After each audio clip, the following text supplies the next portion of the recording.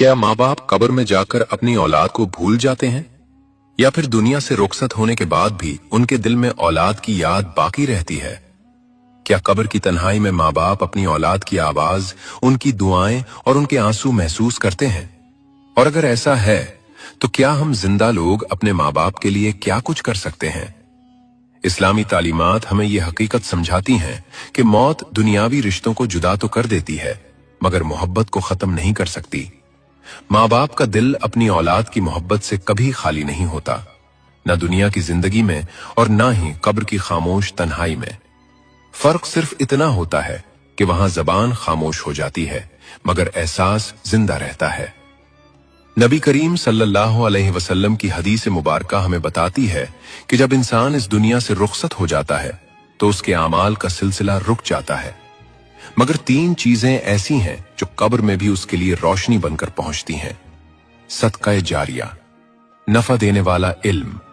और नेक औलाद की दुआ। यह हदीस इस बात की गवाही है कि औलाद की दुआ कब्र की दीवारों को भी उबूर कर लेती है, और यह फायदा उसी वक्त मुमकिन होता है जब रिश्ता सिर्फ नाम का नहीं बल्कि दिल का हो, जब मोहब्बत मौत के बाद भी जिंदा रहे और औलाद की आह भरी दुआ माँ बाप के लिए सुकून का सबब बन जाए। नाजरीन, मौत कोई अंजाम नहीं बल्कि एक नई जिंदगी की शुरुआत है,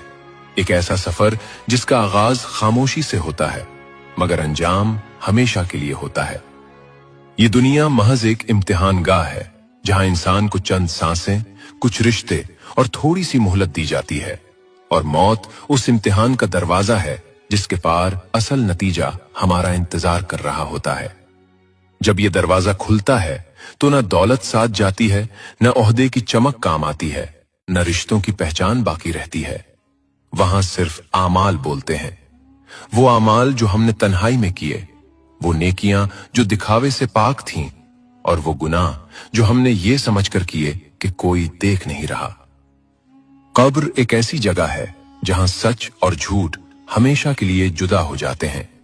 जहां गुरूर मिट्टी में मिलकर अपनी हकीकत खो देता है और इंसान पहली बार खुद को पहचानता है कि वो असल में क्या था,